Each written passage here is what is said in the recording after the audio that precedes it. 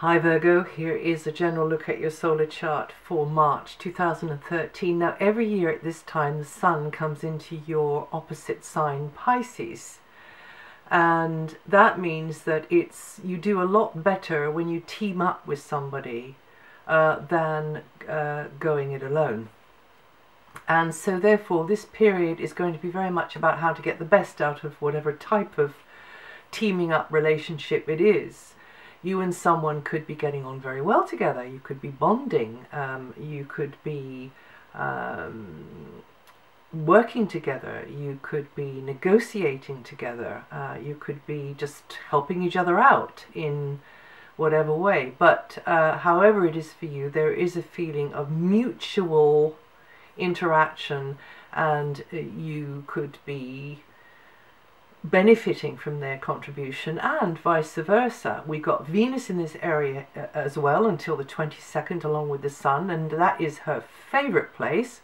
It is her own house of the zodiac, and she works very powerfully for you up until the 22nd. So you and someone could, as I say, really be hitting it off with each other. The energies are there for that.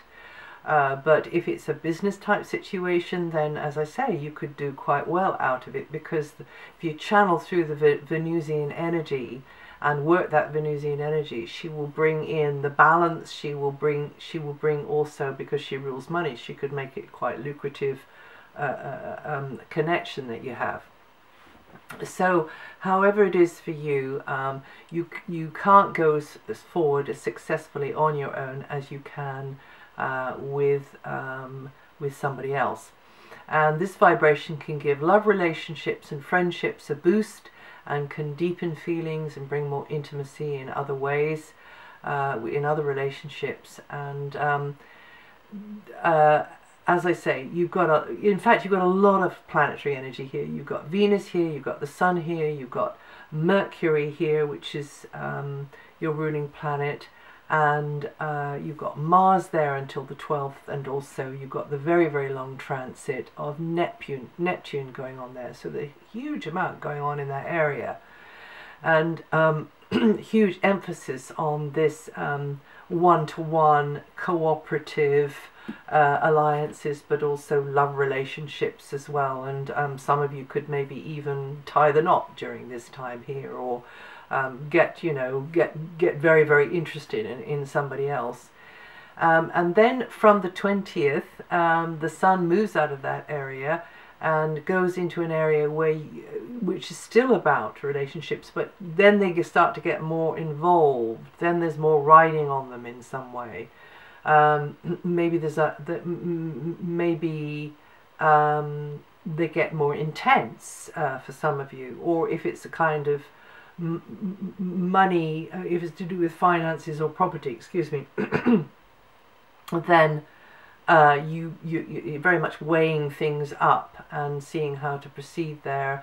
But on the material financial side of things, you could do quite well with Venus there. But you are always weighing things up when with the Sun in that area, but also Venus will go into that area from the 22nd. And that's very good news, because as I say, you could do quite well materially, but also in an emotional sense with Venus in that part of your solar chart. Mars is also in the relationship sector with the Sun and Venus until the 12th, and then moves out into this area of a deeper involvement from the 12th onwards, deeper involvement in whatever way that means, whether it's more passion or whether it's just there's more riding on this contract agreement deal, or reciprocal sort of interaction that you got going with someone. So the general sort of feel of it would be that more intensity coming in, and a little bit more of an emotional sensitivity coming in from the 20th. But also on another level, when the Sun moves on the 20th, and then the Venus moves on the 22nd, and Mars is already there, is that you get more intuitively aware, and insight can come to you in otherworldly sort of ways, really. You could get confidential advice, which is intuitive from someone, or indeed you could get that directly to yourself.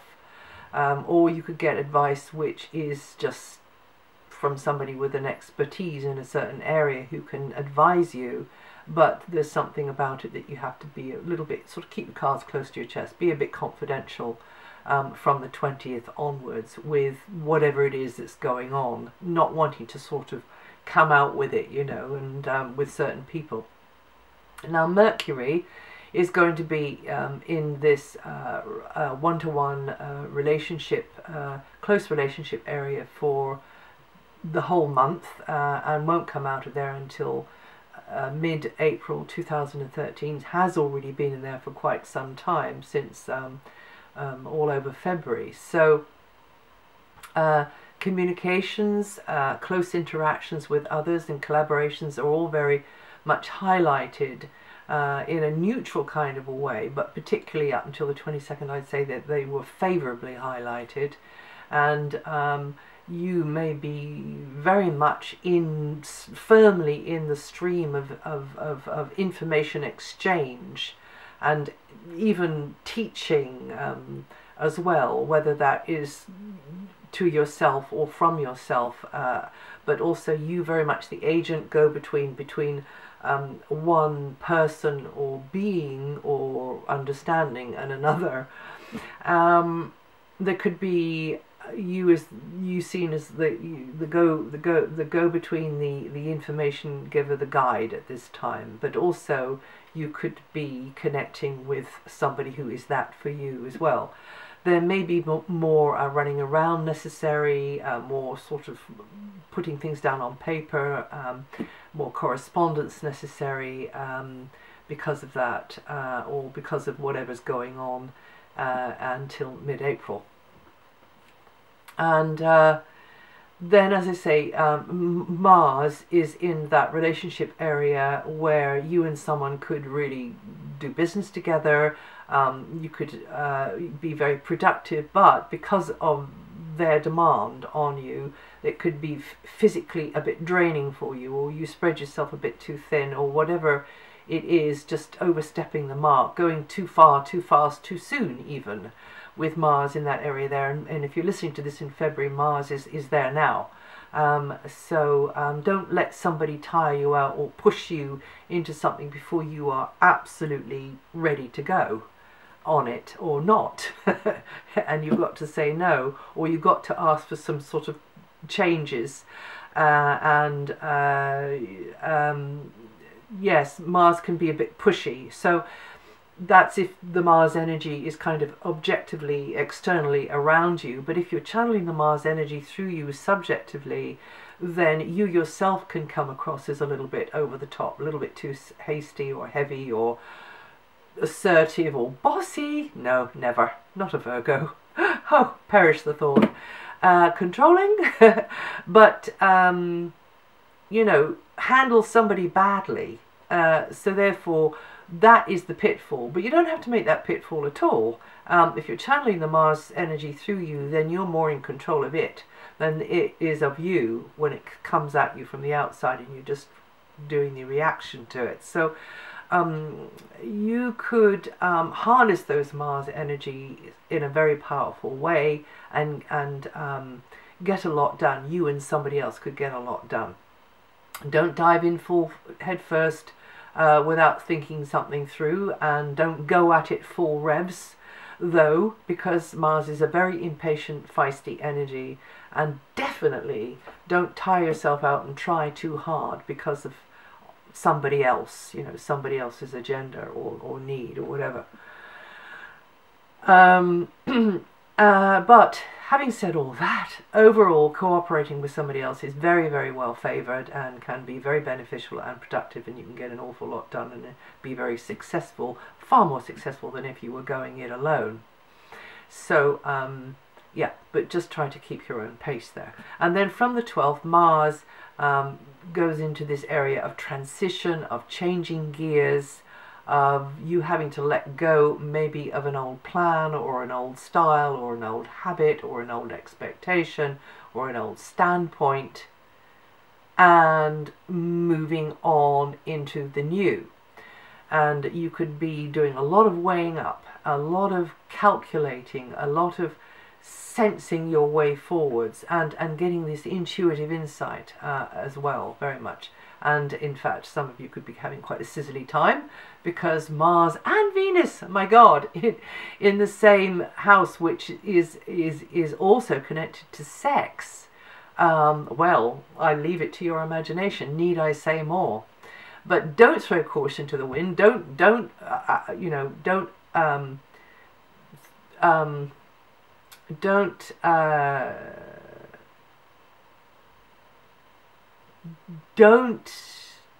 just keep communication lines open, because you, with the Mars energy here, you might get pent up, and so therefore just keep the communication lines open, and you in a reciprocal arrangement with somebody else, both like a team of horses pulling in the same direction. There can be moments of tension, that's true, when the horses start to pull in separate directions, and therefore whatever you're pulling doesn't go anywhere. But as long as you are looking for the win-win way of doing it, then you can do very well with these transits here. Now, just to mention about Mars, in around about 23rd, 24th, Mars is going to be getting this aspect from Uranus, which might mean that something surprising happens, or something that wasn't planned happens, or somebody's being too hasty. Hopefully it's not you, or nervy, or nervous about something. So just be aware of that, and chill out, and offset that with, you know, a little bit of the Venus energy, which is in an area where you will feel the support coming on the emotional level from others. And then at the very end of the month, 29th, 30th, 31st, there's a couple of aspects onto the Sun and Venus, which might bring some intensity, some intense moments into your relationships there, whether they are working relationships, business relationships, love relationships. But there's some intensity there, and a little bit of change in the way everything is sort of stacking up. Now, every month I speak about the slow moving outer planets, and this month is no exception. So I'll mention which part of your sign they are likely to be affecting most. Until June, Jupiter is in your area of career. It's at the top of your solar chart. It's a great place for Jupiter to be opening new doors in your life in general, in fact, and giving you new choices, and you being spoilt for choice even sometimes, and therefore having to sift out what isn't really in your best interests, or what isn't really to do with what you value the most, or where you'll learn, you know, what you want to learn the most. But definitely a great position for Jupiter to be, and you learning new things, you being seen more as the teacher yourself maybe, but if not, then you finding that teacher for you. This is more than likely with Jupiter here, if that is where your highest good is, or if that is where your desire, your intention, should I say, is leading you. Other ways it can work is that you have more connection with those from a distance, or from a foreign culture, or just a very, very different way of seeing things, which teaches you an awful lot. This is a time when you can come to a new understanding and identify more closely with what you do for a living. And you Virgos born between the 30th of August and 5th of September, or with 7 to 13 degrees rising, are going to feel this energy the most this month. And then Saturn is challenging you, and challenging us all. Wherever Saturn is, she challenges us, challenges you to work more diligently at communications that you're speaking, your writing skills, media, education, meeting deadlines maybe, having to get your head around new ways of communicating, new communications equipment even, or apps, or whatever it is, and but also you being quite tenacious and persevering and consistent is the word, with any of that stuff, but also with developing your own self-expression, whatever area, whatever medium you choose, and integrating knowledge, dealing with more information, dealing with more, having to source information, having to sort it, or having to sort of turn it around and sort of distribute it, and having to put more mental work into things, and learning that perceptions are just perceptions, they aren't necessarily the truth, and that goes not only for yourself but for just about every single one of the rest of us. And Virgo is born between the 1st and the 5th of September, or with 9 to 13 degrees rising. We're going to feel this energy the most this month. Uranus is working on revolutionizing the way your joint finances work, and there will be some renewal there. There will be some reversals of the old way of doing things and what you relied on in the past to the new way of doing things. And also that will be affecting property as well. And you Virgos born between the 29th of August and 2nd of September, or with 6 to 10 degrees rising, going to feel this energy the most this month. Neptune is in your opposite sign, Pisces, for many years, on into the 2000 and something or others, and sorry, the 20 something or others. I think it's 2024, is it? 2024. I should have looked that up, but we'll get back to that. We've got time. There can be some lingering doubts about somebody, you not really understanding their true intentions, maybe. This is in the personal, professional domains. Sometimes signals getting crossed. You're not quite sure how they are, they're not quite sure how you are, however it's working. But also on another level, you could meet your soulmate, or one of your soulmates. But just don't put them on a pedestal, because even if they are your soulmate, you don't want to be doing that to them, because actually being put on a pedestal is a very uncomfortable place to be. Now, you Virgos born between the 25th and the 28th of August, or with 2 to 5 degrees rising, going to feel this energy the most this month. The life-changing force of Pluto in Capricorn is in a stunningly good angle to your sun sign, and it's changing you, helping you to regenerate from deep levels, on the way you will be letting go of old scenarios, relationships, ideas about what you're worth, ideas about how much power you have. You have all power, you have all worth. We all do. And you getting more control over your talents and applying them in skilled ways. But don't be too much of a perfectionist, because that is a pitfall. And you Virgos born between the 1st and the 4th of September, or with 9 to 12 degrees rising, are going to feel this energy the most this month. And that's it for March. If you know your rising sign or your moon sign, listen to those. It'll add to or subtract from what I've said here. And also, my heartfelt apologies if you have emailed me and you are sitting there thinking, is this woman ever going to answer me? I am trying. I've had to spread myself very thin over the last 12-18 months. Only one pair of hands. I have actually had an avalanche of requests coming my way, and I want to do it all justice, but of course some of you are having to wait, and I'm really sorry about that, and you will get an answer eventually. So apologies again, and I'll see you the next time.